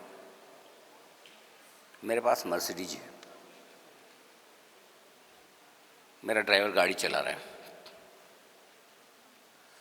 कितना टाइम लगेगा? 3 घंटे। 2 घंटे में पहुंचना है। गाड़ी मेरी है, मालिक मैं हूं, पीछे बैठा हूं, तेज चला, 2 घंटे में पहुंचना है। ड्राइवर की नौकरी है बेचारे की, चलाएगा। अगर आपकी और ड्राइवर की दोनों की किस्मत ठीक रही तो 2 घंटे में पहुंच जाओगे। और अगर हो सकता है एक आध बार रह भी जाए, 2 की जगह 2.25 घंटे में पहुंच गया, उसके बाद आपका कॉन्फिडेंस और बढ़ता है। फिर अब की बार तो 1.5 घंटे में। अंजाम आपको पता है। फिर अल्टीमेटली फिर किसी न किसी दिन एक्सीडेंट होना है। ड्राइवर क्या करेगा? ड्राइवर तो ठीक है, हाथ पैर टूटेंगे या जो भी होगा उसकी तो नौकरी है। गाड़ी आपकी जाएगी, हो सकता है एक्सीडेंट में आपको भी नुकसान हो, राइट? किस स्पीड से चलना है ये हमें डिसाइड करना है। प्रॉब्लम क्या है? प्रॉब्लम ये है, स्टॉक मार्केट एक ऐसी जगह है जहां बहुत कम मेहनत के या बिना मेहनत के, ध्यान से सुनिएगा क्योंकि अच्छे अच्छे लोगों को भी 2-3 बार सुनना पड़ता है, समझना पड़ता है, फिर मतलब समझ में आता है इस लाइन का। स्टॉक मार्केट एक ऐसी जगह है जहां बहुत कम मेहनत के या बिना मेहनत के बहुत ज़्यादा और बहुत जल्दी, बहुत आसानी से पैसा बनाने का सबसे मुश्किल रास्ता है।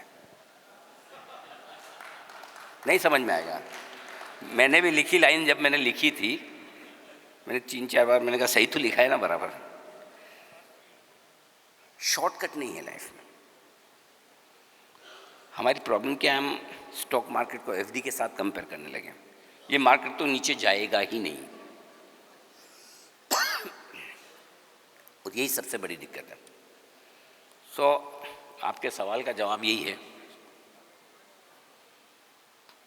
भाई साहब, दिवाली की सेल चल रही है, ठीक है, आप गए शॉपिंग मॉल में, आज सेल में रद्दी बिक रही है, और रद्दी आज 10 रुपये किलो बिकेगी।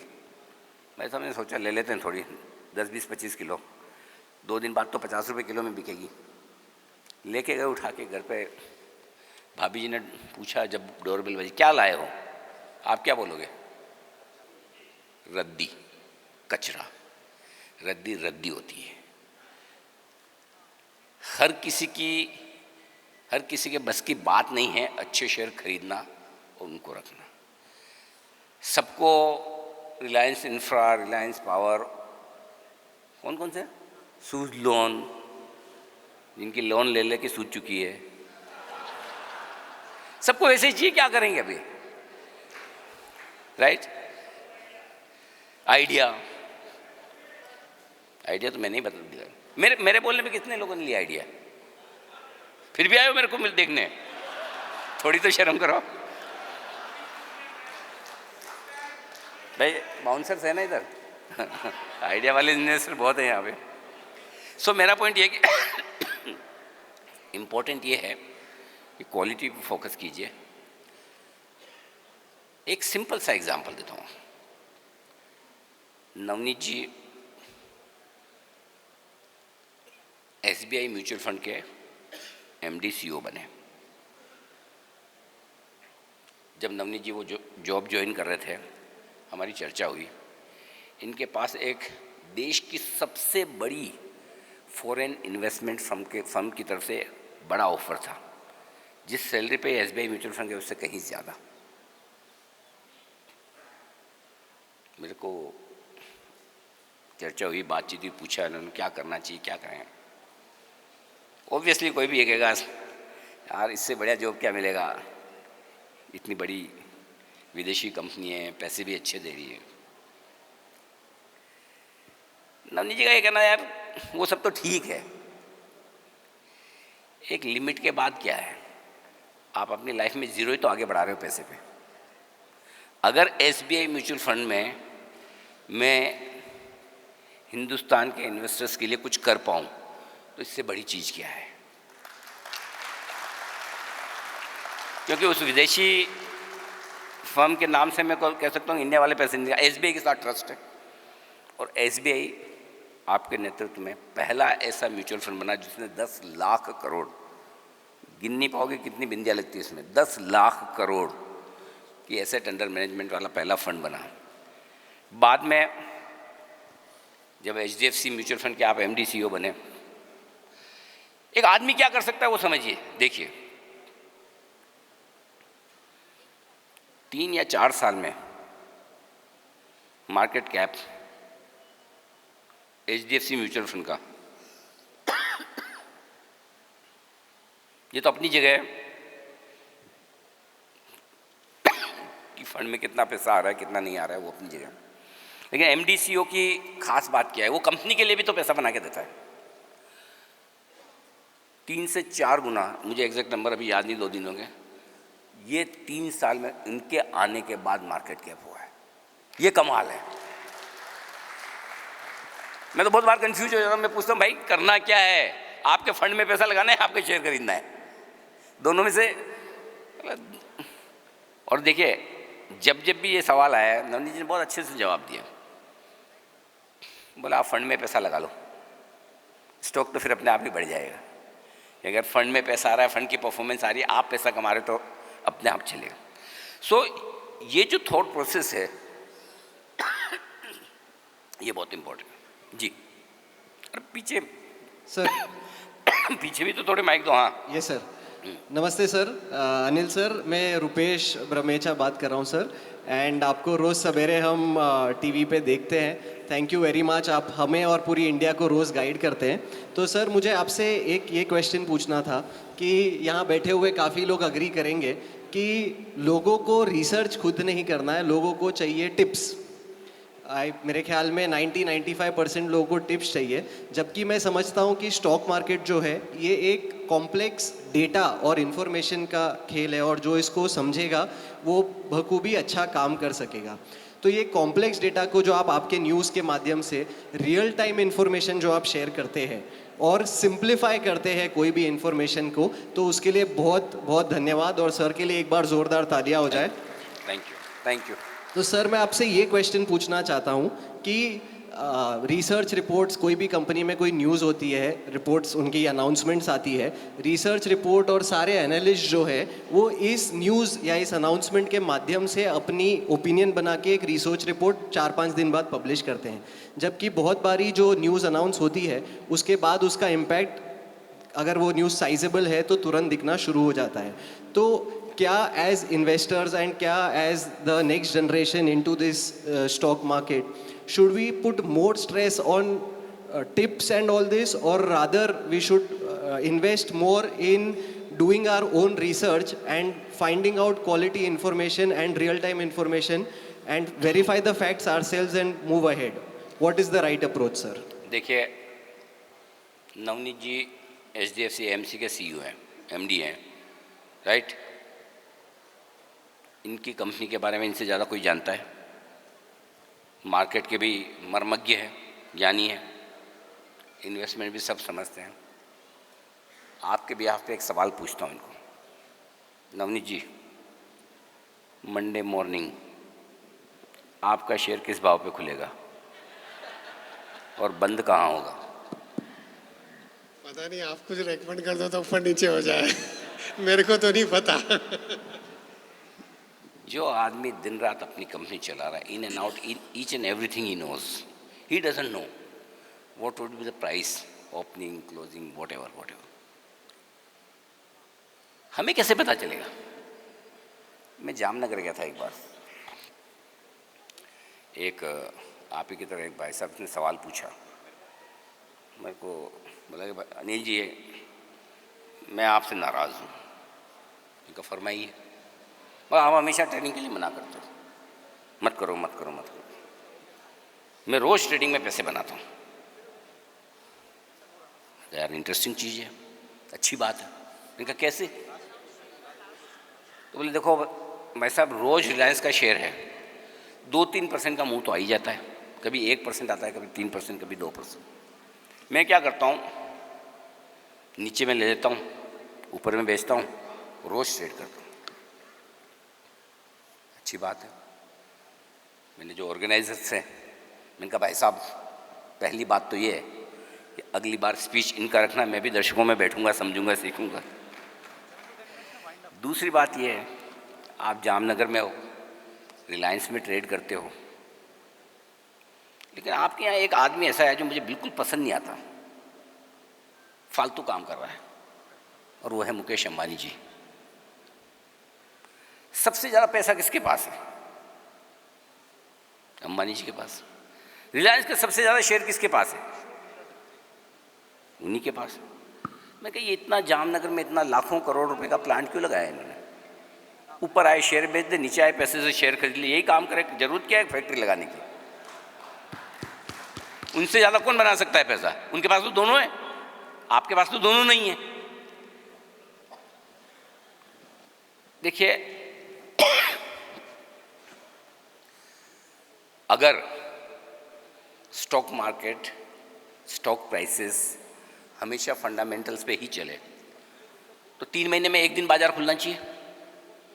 सारी कंपनियों के क्वार्टरली रिजल्ट आ गए, आज खोल दो, जिसको जो सौदा करना कर लो, बंद, फिर 3 महीने बाद खोलेंगे। या महीने में एक दिन खोल देते हैं, जितनी जितनी कंपनियों के जो अनाउंसमेंट आए आज ट्रेड कर लो, 1 महीने बाद वापस। या हर सेकंड स्टॉक के भाव ऊपर नीचे क्यों हो रहे हैं, जबकि कंपनी में तो कुछ नहीं बदल रहा। लेकिन यही शाश्वत सत्य है सर। तो आपको अगर ट्रेड करना है तो आप मिनट टू मिनट मार्केट का मूव देखिए, टेक्निकल्स देखिए, डेरिवेटिव्स के डेटा देखिए। लेकिन आपको इन्वेस्ट करना है, फॉर एग्जांपल कितने लोग यहाँ पे 5 साल के लिए मिनिमम इन्वेस्ट करने को तैयार? जरा हाथ खड़ा करो। Very good. ये सारे वो लोग हैं जिनको अगर अभी मैं एक शेयर बता दूं, मंडे मॉर्निंग सब खटाखट खटाखट खटाखट ले लेंगे, और 5 घंटे में जो अगर नीचे आ गया तो ऐसे चेक करेंगे। एक हमारी आदत है ना आजकल, थोड़ी थोड़ी देर में देख के व्हाट्सएप में कुछ आया क्या। सर अगर ऐसा हुआ तो आप सवेरे दर्शन देते और रात को नींद में भी दर्शन देंगे। दूसरा ये है ना, वो छोटे बच्चे के डायपर की तरह मम्मियाँ देखती है, खोल खोल के कुछ आया तो नहीं।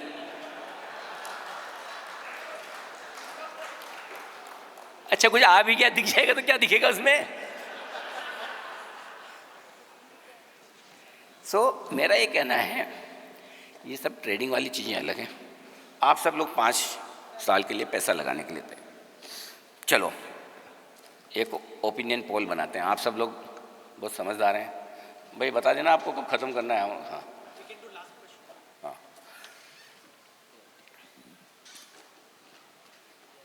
कितने लोगों को लगता है कि निफ्टी वापस से वो मार्च 2020 वाला 7,500 हो सकता है? कोई है 7,500 का? नहीं, नहीं का हाथ मत खड़ा करो, जिसे है उसका करो। नहीं, कोई भी नहीं। आप क्या अभी तक शॉर्ट काटी नहीं? 15,000 वाला कोई है? 18,000? एक है, 2, 3, 20,000, 21,742 का बॉटम बना के घुमा था निफ्टी 26,277 तक। 21,700, 800 वाले कितने हैं? बस 24,700 पे 3,000 पॉइंट, 12, 13, 14, 15%। कितने को लगता है कि 23,000 के नीचे नहीं जाएगा?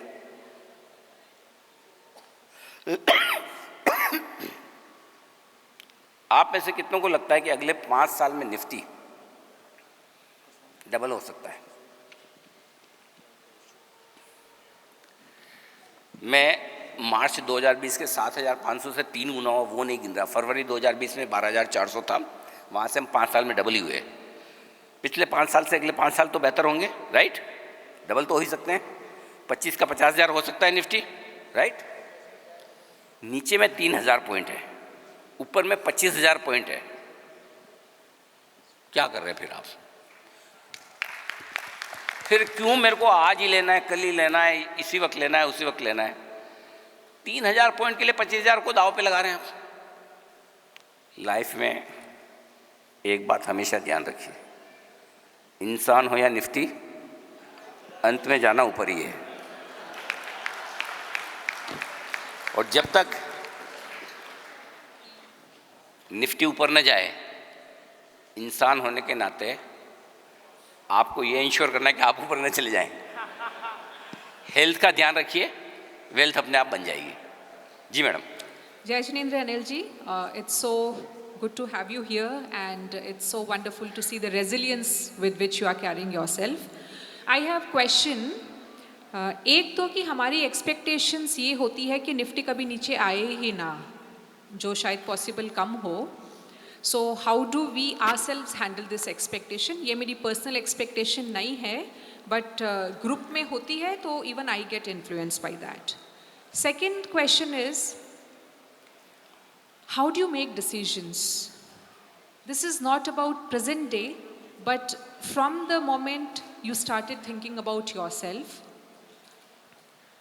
when you stood on your own feet, क्या ऐसे डिसीजंस आपने लिए जहाँ पे आपको काफ़ी सोचना पड़ा, और क्या ऐसे डिसीजंस हुए जहाँ पे आपने बहुत क्विक डिसीजन लिए, और उनमें क्या फैक्टर था जो आपको लगता है कि बहुत इम्पोर्टेंट फैक्टर है? बहुत अच्छा सवाल है एक्चुअली ये दूसरा वाला सवाल कि लाइफ में कौन से डिसीजंस ऐसे हैं जो आप लेते हैं उसमें आपको सोचना पड़ता है, कौन से डिसीजन क्विक हो जाते हैं।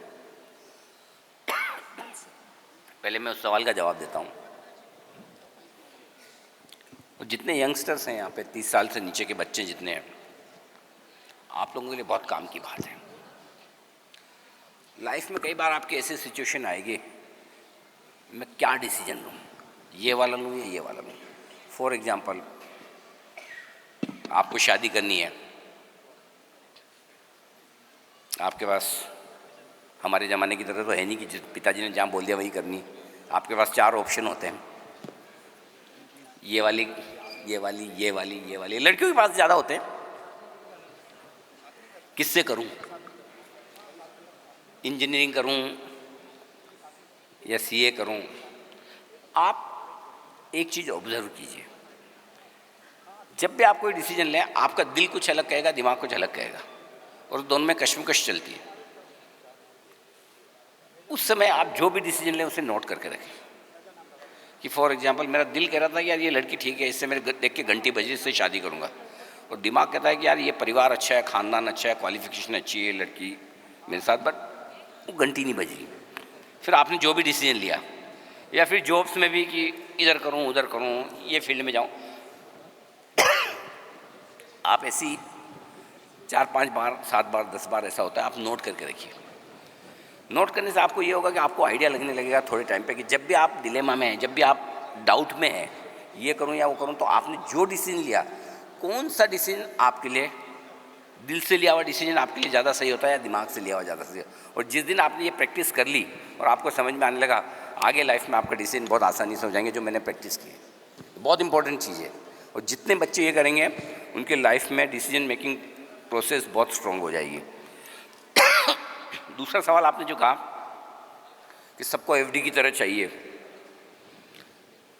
किसी को क्या चाहिए उसका, उस पर तो अपना क्या कंट्रोल है, लेकिन जिसको चाहिए उसको पिछले 70 सालों का, मतलब मेरा तो पॉइंट है कि 1979 में सेंसेक्स 100 था, आज 80-82 हज़ार है, राइट है, आपके सामने है। अब आप देख लीजिए इतना टाइम हुआ है और इस बीच में कितनी बार ऊपर नीचे, एक वोट से सरकार गिर गई, न्यूक्लियर ब्लास्टों के सैंक्शंस हो गए हैं, 9/11 हो गया, कितने युद्ध हो गए हैं, सब कुछ हो गया, उसके बावजूद ये लेवल। लेकिन बीच बीच में कई बार 20-30-40% मार्केट गिरे भी हैं। सो कभी भी ये मत सोचे कि मार्केट गिरेगा नहीं, पक्का गिरेगा। और जनरली मार्केट बहुत साफ सिग्नल देता, आप पढ़ते नहीं हैं। मार्केट गिरता कब है? जब आपके सारे पैसे इन्वेस्ट हो जाएं, उसी के बाद गिरता, पहले कभी नहीं गिरता।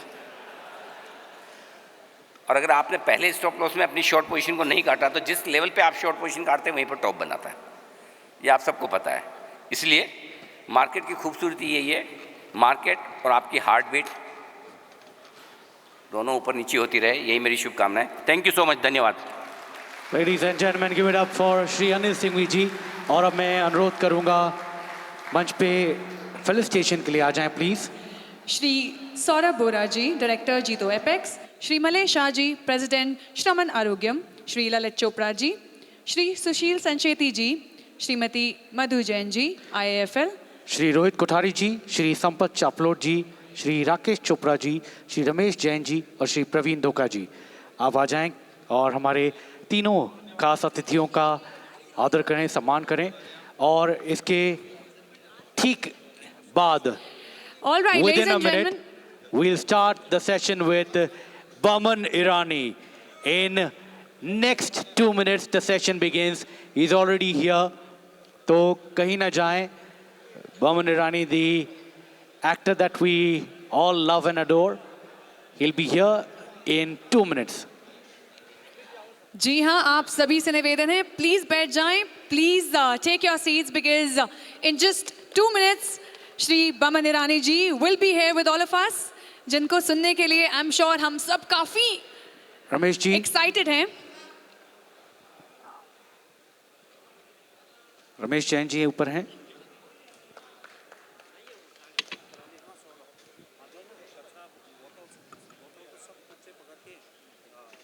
Once again, ladies and gentlemen, हमारा पूरा जीतो परिवार आप सभी से निवेदन है, प्लीज बैठ जाएं, प्लीज टेक योर सीट्स, क्योंकि बस कुछ ही पलों में जिनको सुनने के लिए हम सभी यहाँ पे मौजूद हैं, उपस्थित हैं, वो कुछ ही पलों में मंच पर हमारे बीच होंगे, हमारे साथ अपने एक्सपीरियंसेस, अपनी जर्नी, एक इंस्पिरेशनल जर्नी हम सभी के साथ शेयर करेंगे, साझा करेंगे। रमेश जैन जी से अनुरोध है कि कृपया मंच पे आए प्लीज।